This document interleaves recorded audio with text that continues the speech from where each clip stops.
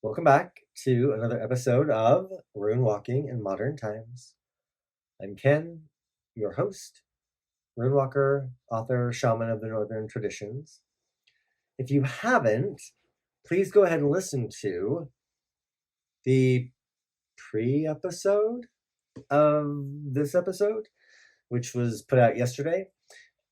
I go into basically delivering some factual or some commonly accepted information about pagan and heathen, the words and where they come from, and I put it out a day early so that we would have time to, what I think would be great, sit with these ideas, even do your own research about these ideas, and now that was in preparation for the episode now. So today, as it will be presented, will be the 20th.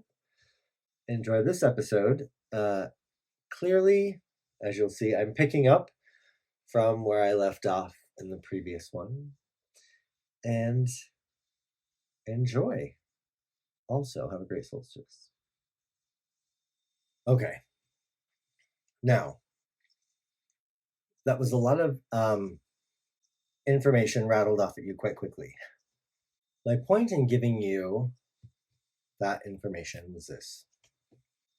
People of the heath or people of the country, people who didn't live in the city, people who didn't adopt or accept Christianity, who still worshipped the old gods, which would very much have been the old gods of fertility, the old gods of farming, and beyond that, going further back, or even still at the same time, gods of the herds of animals, deities associated or beings associated with the plants.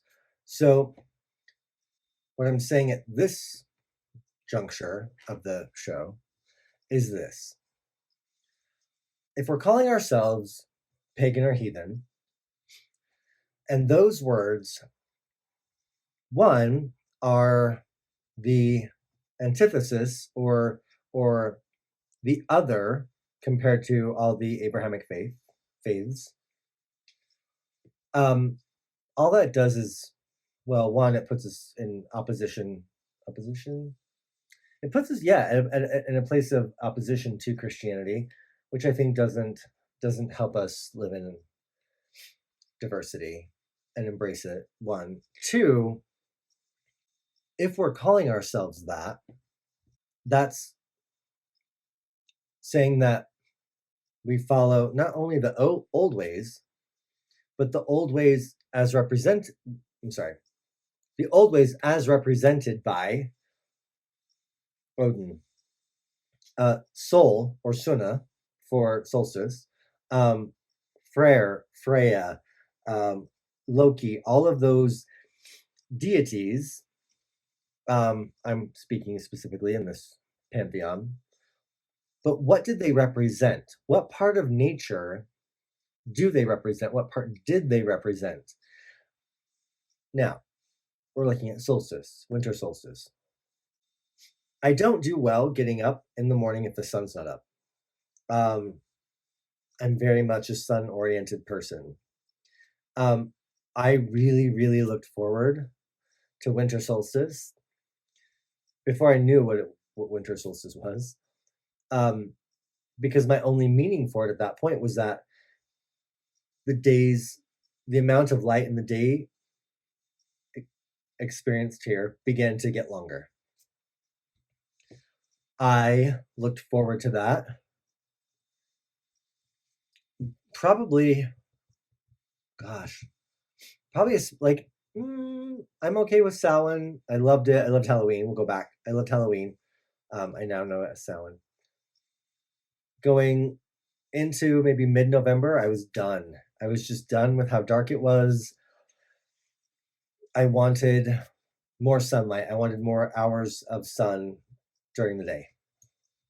I didn't know that, solstice, what it meant. I didn't know that it had deity connections other than, well, deity connections, period.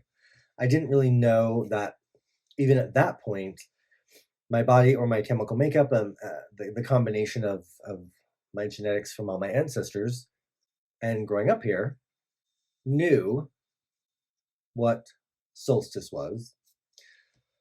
And I felt it. I felt it was important, and not just because I wanted more hours of sun during the day, but because it was a turning point of the year. It was a beautiful turning point of the year.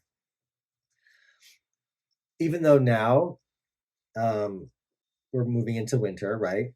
For those of us in the Northern Hemisphere, it can snow. Great. As long as I've got sun, I'm golden. Pun intended.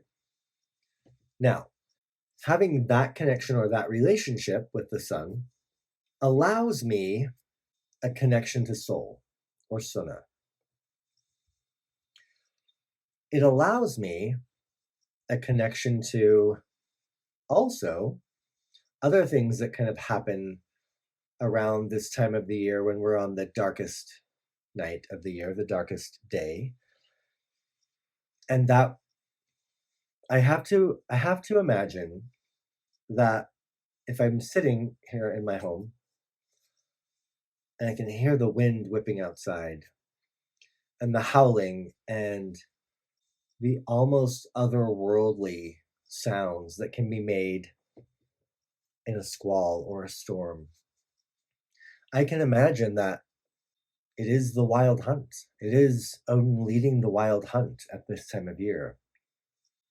If we're looking at the cross quarters or the holidays, or even after solstice, we're looking at Imbolc. Imbolc being the quickening. Is February 1st your Imbolc? There are a lot of people who just gasped, I know, and maybe even hit stop and are stopping to listen, because we have this wheel and we want to cut it into equal pieces. Well, that's great, and it may work that way. I don't think it works that way here. It doesn't work that way where I live in at the foot of the mountains here in Utah. I live at almost a mile high and a mile in elevation. We live in this little tiny valley where it stays colder. So I'm hopping on my motorcycle. I dress really warm. I get up out of this little valley a mile down the road and it's 10 degrees warmer. So for me, where I live, is the quickening, is Imbolc really February 1st? I say no. I say you're going to have to find your own Imbolc. You're going to have to pay attention to the land that you live on. You're going to have to pay attention to the seasons. You're going to have to pay attention to the plants and the animals. One of my favorite examples of that comes from, I believe it's like the Druid Animal Oracle. And it says, it's an old Scottish saying, I believe, when like the fox knows when to tread on the ice. That's one thing there, you know. I get a little nervous when our trees begin to bud, late February, because I know it can still be too cold. Depending on what I'm planting, I can't plant until Mother's Day or the end of May. I have a little bit shorter growing season right on my property where I'm at. To know all of that is to truly be in relation with the land and the environment that you're living on or living as a part of. Knowing when, another example, I forgot about this. I was driving home today and I looked up on the benches at the foot of the mountains off to the side of the road, and I saw a big herd of elk. They move north and south along the mountain range, depending on the time of year, and up and down, depending on the amount of snow. We don't have much snow right now. We don't have any snow, or very, very little in the mountains where I'm at. Up higher, yes, but not where we're at. And so they can be up a little higher. They don't have to be as low and still graze. What is the god of elk? What is the god of the stag? If I know the stag because I've watched it, I've lived with it, I've hunted it, I've consumed it, that gives me a chance to get to know the deity or the spirit, not only of the animal, but that animal represents within our pantheons in our neo-pagan, heathen structures. I think it was very easy for us to go from God in Christian terms or in Christianity and immediately think that we need to connect with the gods or God within these neo-pagan structures. Great. I'm not going to criticize people who do that. I'm not going to do that at all. What I think about that and what I'm finding on my path as I just live my fucking life and have interactions with the gods of my ancestors and of right now is that interacting with them in a way that we would have interacted with the God of the Abrahamic faiths is out of balance. It's a lot out of balance. I think it's hard for us to grasp that. One, because folks like me who are descendants of settlers on land that wasn't ours, that was taken, how do we want so desperately to connect with our deities of our ancestors, and yet they represent the land. They represent natural processes. And yes, they were real beings, and they are. They were real then, and they embodied at some point in some dimension, and still are. So, if the remnants of their physical representation in this existence at the moment is the wild hunt and the storms of winter, if it is solstice, summer or winter, our connection to them is through the land and through nature. Natural processes. How about that? That's probably a better way to put it. Through natural processes. When we are aware and when we are compassionate and sensitive to the fact that the land that we're living on was stolen and that the indigenous people live on it and had relations with this land, I think there are conversations, there is work to be done within ourselves and with those descendants of those indigenous people and with the land.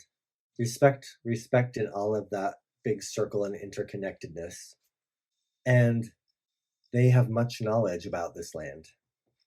We shy away from having any more connection to the land, I think, sometimes. And that's a sweeping generalization. Get it. I get it. Than a beautiful picture hanging on my wall of Glacier National Park, of my little plant garden or flower garden. We believe we don't have the right to try and connect to the land.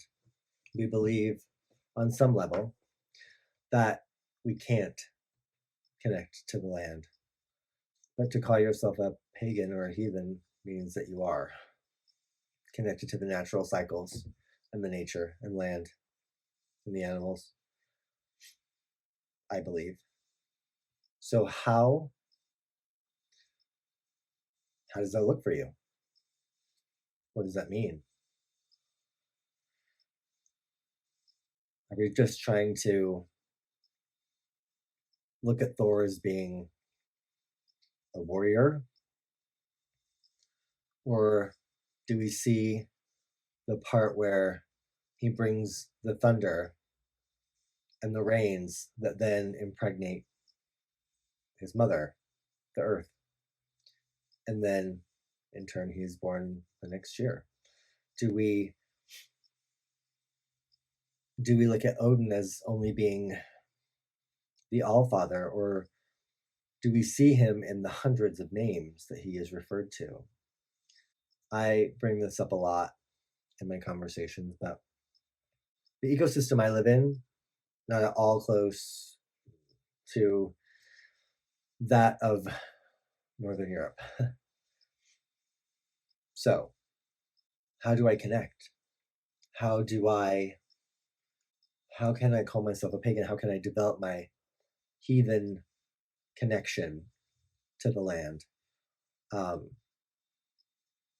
There's no way I could possibly have a god of the fjords here, or a god of the sea, because I don't have it.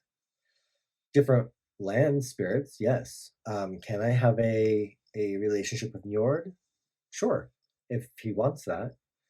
Can I have a relationship with Ron and Aegir? Yes, if they want it. It's harder. The water that I can connect with here, yes, I have at the Great Salt Lake. But more importantly, we have well that comes from, the ground or the mountains or the snow melt. How is that different? The one connection I have at the moment that I see and that I feel is that going up into the mountains above my home, it feels more like the uncultivated land, the unhumanly organized and categorized land. It feels very Jotun-like. It feels very giant. It feels very older than the Aesir gods. It feels like that's where my connection is. Do I have a relationship with, and can I build relationships with the group? I have to stop calling it a pantheon. With the group of deities that come from the culture of my ancestors? Yeah, I can. I can have a relationship with the other deities from other groups as well. And I have encountered them on my shamanic journeying and working with people in my community. So, I guess the one, well, there's never just one, right? But the point I'm trying, the thing I've been ruminating on for probably a week now is listening to a podcast, trying to reconstruct, and the desire to find maybe these people in Scandinavia or Great Britain who have held onto secretly all of this culture and information and rituals and deities, and have held on to this information. And I never want to say that it's not possible or it's not out there.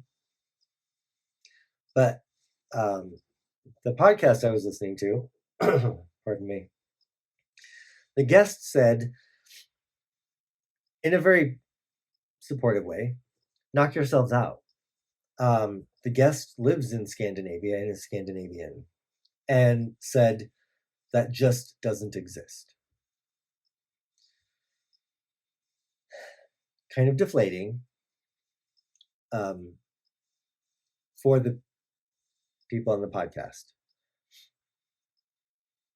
I think I always secretly hoped that was there, and yet my experiences dictate that even if that were there, I have to do it differently because I don't live there. If you're listening to this, if you live there, then you have a different connection. If you live in the desert or in the tropics or in a city or on a different continent, you will have different connections, and you will find the places in your environment that are the things in that environment that are part of any of the deities in your group, and where they can show up and shine through. I just had a great conversation with our the little support group, and one of the comments my friend Bea made was, it doesn't matter what ecosystem I go into, the Vanir show up in whatever way they fit into that ecosystem, which I thought was one of the most fucking brilliant things I'd ever heard.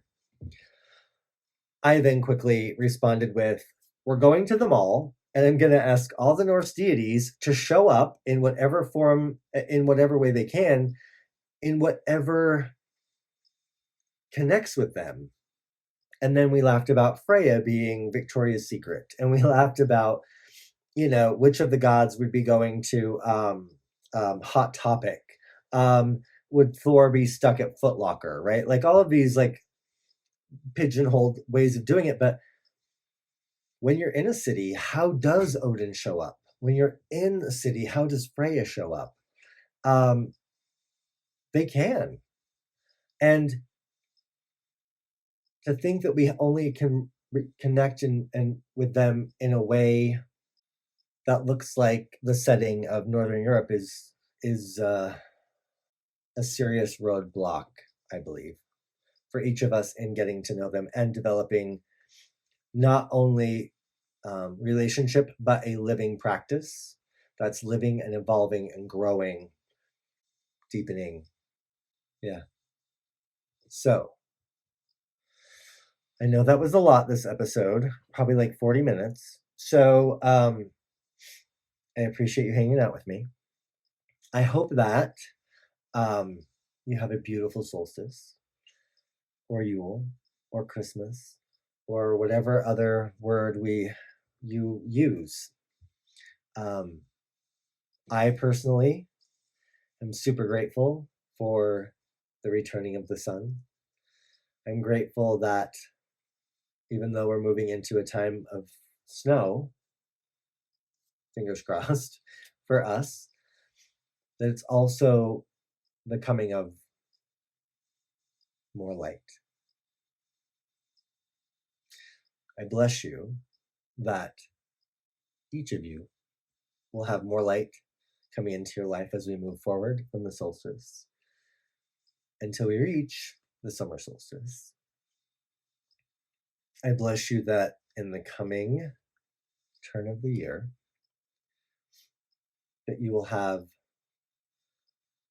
the strength you need, that you will have the help you need, that you will have the insight that you need, that your health will be good. I bless you that your connection will deepen to the place that you live.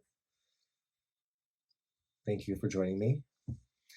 And as always, may your weird be filled with health, wealth, strength, and virility.